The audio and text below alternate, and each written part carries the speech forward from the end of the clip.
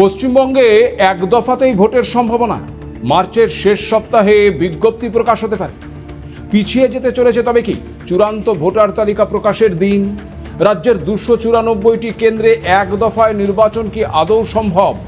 এক দফায় নির্বাচনে প্রতি বুথে নিরাপত্তা দেওয়া কতটা সম্ভব? এক দফা নির্বাচন হলে কতটা প্রস্তুত রাজ্যের রাজনৈতিক দলগুলো?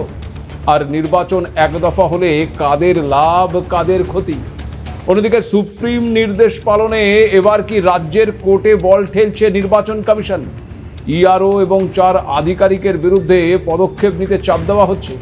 এসআইআর নিয়ে কমিশন আর রাজ্যের মধ্যে সংঘাত কি আগামীতে আরও বাড়তে চলেছে? নমস্কার, আপনারা দেখতে শুরু করেছেন এডিটার্স ডায়েরি। আমি ভাস্কর দত্ত আপনাদের আরও একটি নতুন এপিসোডে স্বাগত জানাই। পশ্চিমবঙ্গে এক দফাতেই ভোটের সম্ভাবনা লুকি মারছে। মার্চের শেষ সপ্তাহে বিজ্ঞপ্তি প্রকাশ হতে পারে। মার্চের শেষ সপ্তাহে বিজ্ঞপ্তি প্রকাশ হলে বিধানসভা নির্বাচন এপ্রিল মাসের তৃতীয় সপ্তাহে হওয়ার সম্ভাবনা। নির্বাচন কমিশন সূত্রে কিন্তু এমনটা জানা যাচ্ছে।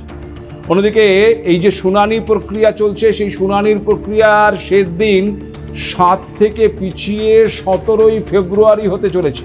আর ঠিক সেই কারণেই চূড়ান্ত ভোটার তালিকা প্রকাশের দিন যা 14ই ফেব্রুয়ারি ছিল, সেটাও নাকি পিছিয়ে 25শে ফেব্রুয়ারি চলে যেতে পারে। নির্বাচন কমিশনের আইন এবং নিয়ম অনুযায়ী চূড়ান্ত তালিকা প্রকাশের 15 দিনের মধ্যেই রাজ্যে আসবে ফুল বেঞ্চ। আর ফুল বেঞ্চ ফিরে যাওয়ার 15 দিনের মধ্যেই বিজ্ঞপ্তি প্রকাশ করতে হবে। সুতরাং বোঝাই যাচ্ছে যে এবার কিন্তু রাজ্যে যে নির্বাচন সংগঠিত হতে চলেছে এই এসআইআর প্রক্রিয়ার পর, সেই সময়টা কিন্তু ক্রমেই ছোট হয়ে আসছে। এবার এই চূড়ান্ত ভোটার তালিকা প্রকাশ যদি 25শে ফেব্রুয়ারিও না হয়, যদি সেক্ষেত্রেও আবার পিছিয়ে যায় দিনক্ষণ, তাহলে কিন্তু সময়টা আরও ছোট হবে। খুব স্বাভাবিকভাবেই সেখানেই কিন্তু ওই এক দফায় নির্বাচন হওয়ার একটা সম্ভাবনা উঁকি মারছে। সেক্ষেত্রে এক দফা হবে নাকি 2 দফায় নির্বাচন হবে, সেটা যদিও একেবারে নির্বাচন কমিশনের নিজস্ব সিদ্ধান্ত, এবং কতটা সময় থাকছে নির্বাচনী প্রস্তুতির জন্য তা বিচার করেই কিন্তু সেই সিদ্ধান্ত নির্বাচন কমিশন নেবে, এমনটা অনুমান করা যাচ্ছে। কিন্তু এরকম জায়গায় যে প্রশ্ন আসছে যে রাজ্যের 294টি কেন্দ্রে কি এক দফায় নির্বাচন আদৌ সম্ভব? এক দফা নির্বাচনে প্রতি বুথে নিরাপত্তা প্রদান করাটা কি আদৌ সম্ভব? এই প্রশ্ন যেমন আসছে, ঠিক তেমন আবার এই প্রশ্নও আসছে যে এক দফা নির্বাচনের জন্য রাজ্যের যে রাজনৈতিক দলগুলো আছে, শাসক বিরোধী উভয় রাজনৈতিক দলগুলো কতটা প্রস্তুত? কার লাভ হতে পারে এই এক দফায় নির্বাচন হলে? দেখুন, পশ্চিমবঙ্গে যে নির্বাচন সংগঠিত হয়ে আসছে এতদিন ধরে, তাতে যে দফা একটা গুরুত্বপূর্ণ ভূমিকা পালন করে এ বিষয়ে কোনো সন্দেহ নেই। কিন্তু কথা অস্বীকার করার কোনো জায়গা নেই যে এই বাংলাতেও এই 294টি আসনে এক দফায় ভোট হয়েছে। 2001 সালেই এক দফায় ভোট হয়েছে এই বাংলাতে, এবং তারপর থেকে অদ্ভুতভাবে যত দিন গেছে বা নির্বাচন এসছে, দফা ক্রমাগত বাড়ছে।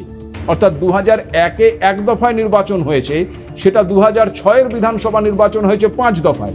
আবার 2011-র বিধানসভা নির্বাচন, যেখানে এই রাজ্যে পালাবদল লক্ষ্য করা গিয়েছিল, সেই নির্বাচন সংগঠিত হয়েছিল 6 দফায়। এবং তারপর 2016-এ নির্বাচন সংগঠিত হয় 7 দফায়, এবং 2021-এর যে শেষ বিধানসভা নির্বাচন হয়েছে, সেই নির্বাচন সংগঠিত হয়েছে আবার 8 দফায়। সুতরাং প্রতিবারই কিন্তু দফা ক্রমান্বয়ে বেড়েছে।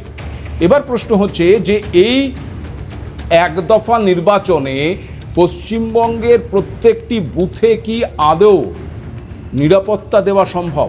দেখুন, এই দফা বাড়ানো বা দফা কমানোর ক্ষেত্রে রাজনৈতিক দলগুলোর কিন্তু বিভিন্ন রকমের মতামত রয়েছে। কেমন? যে বিরোধী রাজনৈতিক দলগুলো সবসময় তারা চায় যে দফা যত বাড়বে ততটা তাদের সুবিধে, তা থেকে বুথে বুথে কেন্দ্রীয় বাহিনী নিরাপত্তা দিতে পারে। আবার রাজ্যের শাসকে যে থাকে, সে সবসময় চায় যে দফা যত কমবে তার মেশিনারিজ তত ভালো ওয়ার্ক করবে এবং একদিনে টোটাল ব্যাপারটাকে গুটিয়ে নেওয়া যাবে। এই রকম একটা ধারণা কিন্তু শাসক এবং বিরোধীদের মধ্যে রয়েছে। ঠিক সেই জায়গায় দাঁড়িয়ে আমরা বারবার দেখেছি শাসক যে রয়েছে সে যখনই দফা বেড়েছে তখনই তার সমালোচনা করেছে, আবার এই দফা বাড়ার পক্ষে কথা বলেছে রাজ্যের বিরোধী রাজনৈতিক দলগুলো। সেটা 2006 হোক কিংবা 2011 হোক কিংবা 2021। এইবার প্রশ্ন হচ্ছে যে 2026-এর বিধানসভা নির্বাচন কি এক দফায় হবে? যদি এক দফায় হয় তাহলে বেশ কিছু প্রশ্ন আসছে। প্রশ্ন কি? প্রথম প্রশ্ন হচ্ছে যে এসআইআর প্রক্রিয়া চলছে, সেই এসআইআর প্রক্রিয়ার কারণে রাজ্যে যে মোট বুথের সংখ্যা, সেই বুথের সংখ্যা কিন্তু বাড়তে চলেছে। আর এই বুথের সংখ্যা যদি বাড়ে তাহলে নিরাপত্তার ব্যবস্থা করার বিষয়টা আরও গুরুত্ব দিতে হবে, তার কারণ সেখানে আরও অনেক বেশি নিরাপত্তা বাহিনী লাগবে। আমরা এর আগে দেখেছি যে কেন্দ্রীয় বাহিনী দিয়ে বুথে বুথে যে নিরাপত্তা দেওয়ার ব্যবস্থা করা হয়েছে, সেক্ষেত্রে বারংবার প্রশ্ন উঠেছে যে এই মিনিমাম কেন্দ্রীয় বাহিনী দিয়ে কি সত্যি নিরাপত্তা দেওয়া সম্ভব? আরও কেন্দ্রীয় বাহিনীর ডিমান্ড করেছেন অনেকে। এইবার প্রশ্ন হচ্ছে যে এক দফায় যদি নির্বাচন হয় তাহলে 294টি কেন্দ্রের এতগুলো বুথে বা বর্ধিত যে বুথ, সেই বুথে নিরাপত্তা দেওয়ার ক্ষেত্রে পর্যাপ্ত কেন্দ্রীয় বাহিনী আসবে কি? আমরা দেখেছি যখন দফায় দফায় নির্বাচন হয় তখন এক দফায় যে নিরাপত্তা রক্ষীরা রয়েছে, পরের দফায় তারা আবার চলে যাচ্ছে, মাঝখানের যে গ্যাপ তাতে কিন্তু একটা টিমকে স্থানান্তর করা যায়। এক্ষেত্রে কিন্তু সেই সুযোগ আর থাকবে না যে এদিককার কেন্দ্রীয় বাহিনীকে আবার অন্যদিকে পাঠিয়ে দেওয়ার কোনো সুযোগ থাকবে না, একদিনই যখন ভোট হচ্ছে। ফলে সেই ক্ষেত্রে কিন্তু নিরাপত্তা নিয়ে একটা প্রশ্ন উঠতে পারে, এ বিষয়ে কোনো সন্দেহ নেই।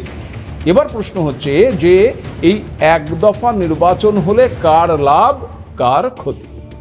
খুব স্বাভাবিকভাবে একটু আগেই আমি আপনাদেরকে বলেছি যে নির্বাচনের ক্ষেত্রে আমরা বারবার দেখেছি রাজ্যের শাসক দল সবসময় যেই শাসকে থাকুক না কেন সেই চায় যে নির্বাচন যত কম দফায় সংগঠিত হয়, এক দফায় হলে তাদের কাছে সবচেয়ে ভালো।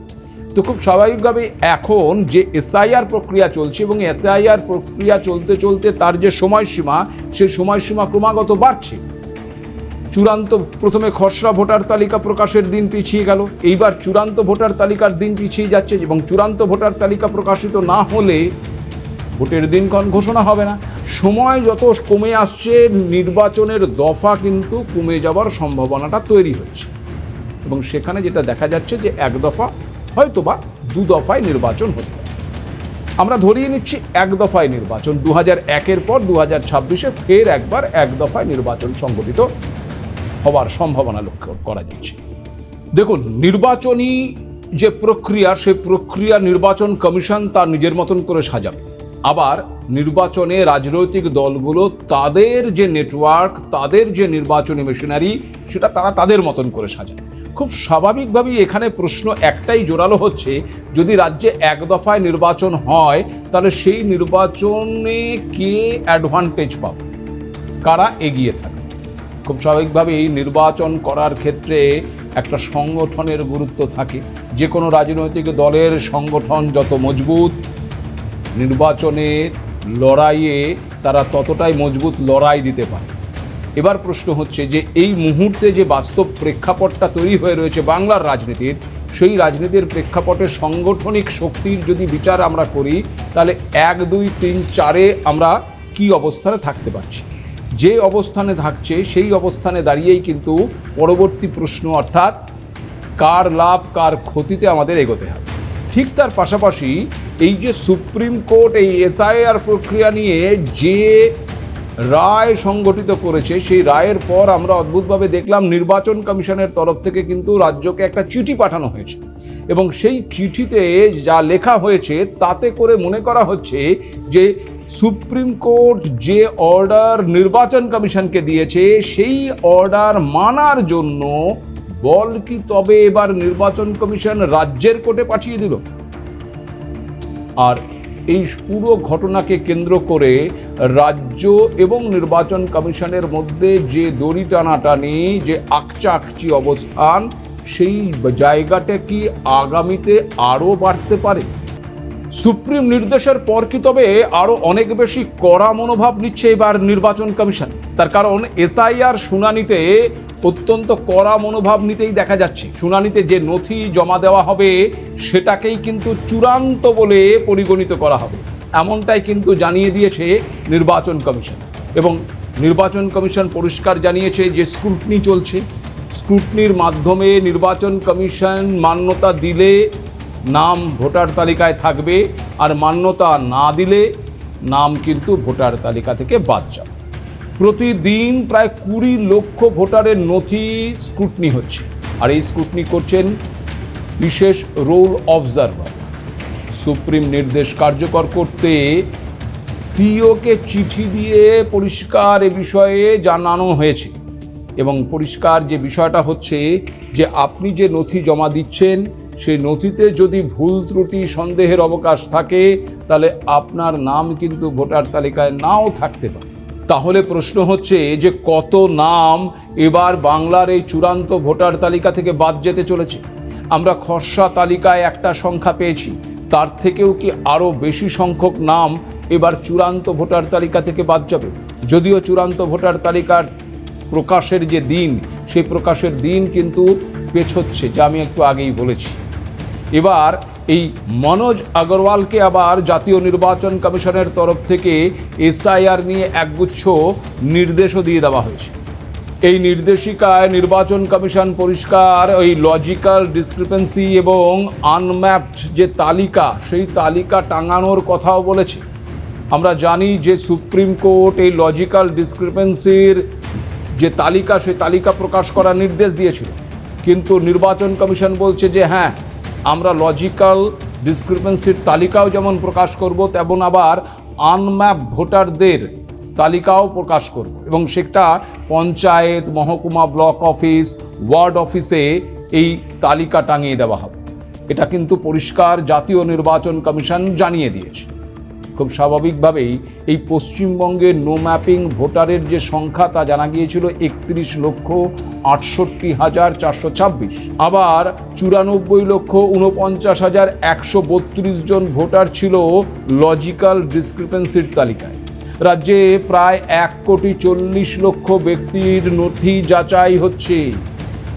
এবার কত নাম বাদ যেতে পারে এবার বাংলার ভোটার তালিকা থেকে? যে পরিমাণ নাম বাদ যাবে তা কি প্রভাব ফেলবে আগামী 26-এর বিধানসভা নির্বাচনে? আর নাম যদি বাদ যায় তখন সেই ভোটার কি করবেন? এমন প্রশ্নও কিন্তু ইতিমধ্যেই দানা বাঁধতে শুরু করেছে। খুব স্বাভাবিকভাবেই নির্বাচন কমিশন এই বিষয়ে ভীষণভাবেই কড়া, এবং নির্বাচন কমিশন এই লজিক্যাল ডিসক্রিপেন্সির তালিকা যেমন প্রকাশ করতে চাইছে, ঠিক তার পাশাপাশি আনম্যাপড, অর্থাৎ যার সঙ্গে মিল পাওয়া যাচ্ছে না যাদের, তাদের নামও কিন্তু তারা প্রকাশ করতে চাইছে। এবং এই স্ক্রুটনিতে এই অমিলগুলো যারা পাওয়া যাবে, যাদের ক্ষেত্রে তাদের নাম যে চূড়ান্ত ভোটার তালিকায় থাকবে না, সেটাও কিন্তু নির্বাচন কমিশন পরিষ্কার করে জানিয়ে দিয়েছে। এবার এই সুপ্রিম নির্দেশকে কার্যকর করার জন্য আবার রাজ্যকে চিঠিও দিয়েছে নির্বাচন কমিশন। মুখ্য সচিব, ডিজি এবং সিপিকে চিঠি দিয়েছে। সুতরাং বোঝাই যাচ্ছে যে নির্বাচন কমিশন কিন্তু গোটা বিষয়টার ক্ষেত্রে যথেষ্ট সিরিয়াসলি ভাবছে, সিরিয়াসলি দেখছে। এবার রাজ্যের কাছে পর্যাপ্ত কর্মী চেয়েছে, তার কারণ এই যে লজিক্যাল ডিসক্রিপেন্সির যে তালিকা প্রকাশ করতে হয়, এই তালিকা প্রকাশ করার জন্য তো লোক প্রয়োজন। যদি লোক না থাকে তাহলে এই লজিক্যাল ডিসক্রিপেন্সির বাড়তি যে কাজ, সেই কাজটা করবে। খুব স্বাভাবিকভাবেই রাজ্যের শাসক দল যে দাবি করে আসছিল লজিক্যাল ডিসক্রিপেন্সির তালিকা প্রকাশ করা হোক, সেই তালিকা প্রকাশ করার নির্দেশ কিন্তু সুপ্রিম কোর্ট দিয়েছে। এবার সেই নির্দেশটা পালন করার জন্য লোকবলের প্রয়োজন। এই লোকবল কিন্তু রাজ্য সরকারকেই সাপ্লাই দিতে হবে। সে কারণে নির্বাচন কমিশন রাজ্যের কোর্টে পাঠিয়ে দিল। এবার রাজ্য যদি পর্যাপ্ত কর্মী দিতে না পারে তাহলে কি নির্বাচন কমিশন তাকেই ঢাল করতে পারে যা আমরা পর্যাপ্ত কর্মী পাইনি, তাই আমরা লজিক্যাল ডিসক্রিপেন্সির তালিকা করতে পারিনি? এরকম সম্ভাবনা কি তৈরি হতে পারে? উল্টো দিকে আবার পর্যাপ্ত বাহিনী চাওয়া হয়েছে। কেন না, শুনানি কেন্দ্রগুলোতে নিরাপত্তার দায় বা দায়িত্ব রাজ্য সরকারের, এবং ঠিক সেই কারণে প্রত্যেকটি শুনানি কেন্দ্রে পর্যাপ্ত বাহিনী যদি না থাকে তাহলে শুনানি কেন্দ্রে যে ব্যাঘাত তৈরি হবে তার দায় কিন্তু রাজ্য সরকারকে নিতে হবে। এমনই একটা মনোভাব কিন্তু লক্ষ্য করা যাচ্ছে নির্বাচন কমিশনের যে চিঠি পৌঁছচ্ছে সেই চিঠিতে। খুব স্বাভাবিকভাবেই বল কি তবে নির্বাচন কমিশন রাজ্যের দিকে ঠেলে দিল? আর এই গোটা ঘটনাকে কেন্দ্র করে রাজ্য এবং নির্বাচন কমিশনের যে সংঘাত, সে সংঘাত কি আরও বাড়তে পারে? শুধু এখানেই নয়, এর পাশাপাশি আবার ইআরও এবং 4 আধিকারিকের বিরুদ্ধে পদক্ষেপ নেওয়ার জন্য 72 ঘন্টার মধ্যে মুখ্য সচিবকে জানানোর নির্দেশ দিয়েছে নির্বাচন কমিশন। পূর্ব বারুইপুর এবং ময়নার ইআরও সহ 4 আধিকারিক কোন দপ্তরের নির্দেশ কার্যকর করেনি তা জানাতে হবে এবং 24শে জানুয়ারি বিকেল 5টার মধ্যে রিপোর্ট দিতে বলা হয়েছে। স্বাভাবিকভাবেই এসআইআর নিয়ে কমিশন এবং রাজ্যের সংঘাত কি তবে এবার আরও বাড়তে চলেছে। সুপ্রিম নির্দেশে একটু আগেই আপনাদেরকে বলেছি যে বল কিন্তু যেমন কমিশন রাজ্যের কোর্টে পাঠাচ্ছে, ঠিক তার পাশাপাশি আবার অন্য দিক থেকে কর্মীদের সঠিক কাজ করা বা না করার ইস্যুটিকেও কিন্তু কমিশন সামনে আনছে। ফলে সব ঘটনা নিয়ে আগামীতে রাজ্যের সাথে কমিশনের সংঘাত যদি আরও ব্যাপক আকার ধারণ করে তাহলে অবাক হওয়ার কিছু থাকবে না। এবার আবার সেই প্রশ্নে ফিরে আসি, অর্থাৎ এক দফায় যদি এই বাংলায় নির্বাচন হয় তাহলে কার লাভ কার ক্ষতি। তাহলে সেক্ষেত্রে যদি আমাদের বিচার করতে হয় তাহলে রাজনৈতিক দলগুলো এই মুহূর্তে যারা রয়েছেন তাদের শক্তিগুলোকে বিচার করতে হবে। দেখুন, রাজ্যে 4টি রাজনৈতিক দল আছে। শাসক দল তৃণমূল কংগ্রেস, অন্যদিকে আছে 3টি বিরোধী রাজনৈতিক দল, সিপিএম তথা বামফ্রন্ট, বিজেপি এবং কংগ্রেস। কংগ্রেস এবং সিপিএম এবারের নির্বাচনে জোট বাঁধবে কি বাঁধবে না এখনও তাদের চূড়ান্ত সিদ্ধান্ত হয়নি। যা কানাঘুষো শোনা যাচ্ছে তাতে কংগ্রেস এবার এককভাবে লড়াই করতে পারে। অন্যদিকে অন্যতম বিরোধী রাজনৈতিক দল বিজেপি, তারাও এবার শেয়ানে টক্কর দিতে প্রস্তুত।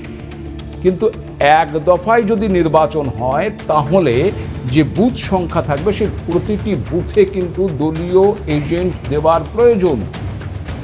এবার প্রশ্ন হচ্ছে, এই বাংলার প্রত্যেকটি বুথে দলীয় এজেন্ট দেওয়ার মতন ক্ষমতা রাজ্যের ওই 3টি বিরোধী রাজনৈতিক দলের কি আছে?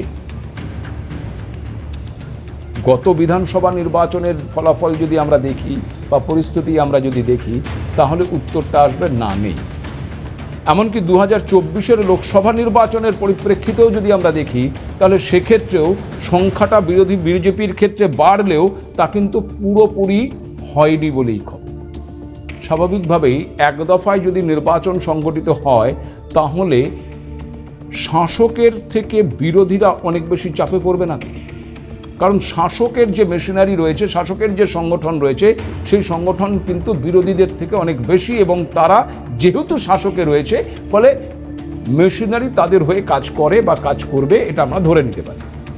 উল্টো দিকে থাকলো বিরোধী রাজনৈতিক দল, যারা মূলত একাধিক দফায় বা বেশি দফায় নির্বাচন করার জন্য উদ্গ্রীব হয়ে থাকে। তারা এই এক দফায় নির্বাচন হলে কি মেনে নেবে? তার কারণ সেটা ওই একই ক্ষেত্রে তাদের যে মেশিনারি, সেই মেশিনারি কোথাও গিয়ে একটা ধাক্কা খাওয়ার সম্ভাবনা থাকছে। ফলে খুব স্বাভাবিকভাবেই খেয়াল করে দেখুন পরপর ঘটনাগুলো কিভাবে যাচ্ছে। এসআইআর প্রক্রিয়া, এসআইআর বাংলায় শুরু হওয়ার প্রথম থেকে যেটা আমরা লক্ষ্য করছিলাম যে ছবিটা, তাতে বিরোধী পক্ষ এই এসআইআরের পক্ষে গলা ফাটাচ্ছিলেন, উল্টো দিকে এই এসআইআরের বিরোধিতা করছে রাজ্যের শাসক। এরকম একটা পরিস্থিতিতে যে সিনারিওটা তৈরি হয়েছিল, যে ন্যারেটিভটা তৈরি হয়েছিল যে এই এসআইআরের ফলে প্রচুর পরিমাণে অনুপ্রবেশকারী রোহিঙ্গা এরা বাদ যাবে আর তাতে করে রাজ্যের শাসক দল চাপে পড়বে, এমনটাই দাবি করা হচ্ছিল বিরোধী পক্ষের তরফ থেকে। উল্টো দিকে একজনও যাতে বৈধ ভোটারের নাম বাদ না যায় তার জন্য পাল্টা চাপ বা পাল্টা অভিযোগ, পাল্টা দাবি করে আসছিল রাজ্যের শাসক দল তৃণমূল কংগ্রেস। এরপর আমরা কি দেখলাম, এই অবস্থায় যখন চলতে থাকলো তখন মতুয়াদের, শুধুমাত্র সংখ্যালঘু অনুপ্রবেশকারী নয়, মতুয়াদের অবস্থান নিয়ে প্রশ্নচিহ্ন দেখা দিল। সেই প্রশ্নর উত্তর কিন্তু এখনো পাওয়া যায়নি। এরপর এই লজিক্যাল ডিসক্রিপেন্সির যে নির্দেশ সুপ্রিম কোর্ট দিল সেটাকেও কিন্তু রাজ্যের শাসক দল তাদের জয় বলেই মান্যতা দিচ্ছে বা দাবি করছে। সুতরাং সেইখান থেকেও কিন্তু তারা বেনিফিট নিয়েছে। এইবার এক দফায় নির্বাচন যদি সংগঠিত হয় তাহলে খুব স্বাভাবিকভাবেই এই গোটা এসআইআর প্রক্রিয়াটি কি যে বুমেরাং হবার একটা সম্ভাবনা বিরোধীদের পক্ষে রয়েছে সে কথা আমি আগের একটি এপিসোডে বলেছি। এবার সেটা আরও চাপ সৃষ্টি করবে না তো রাজ্যের বিরোধী রাজনৈতিক দল তথা বিজেপির ওপর যদি এক দফায় নির্বাচন হয়? তার কারণ বিজেপির যে সাংগঠনিক শক্তি তা উত্তরবঙ্গে যেমন রয়েছে, দক্ষিণবঙ্গের সবকটা জায়গায় কিন্তু এখনো সেভাবে শক্তপোক্ত হয়ে উঠতে পারেনি। দফায় দফায় নির্বাচন হলে মেশিনারিজকে এই প্রান্ত থেকে ও প্রান্ত নিয়ে যাওয়া যায়, সেক্ষেত্রে কাজ করানো যায়। কিন্তু এক দফায় নির্বাচন হলে সেটা কিন্তু সম্ভব হবে না।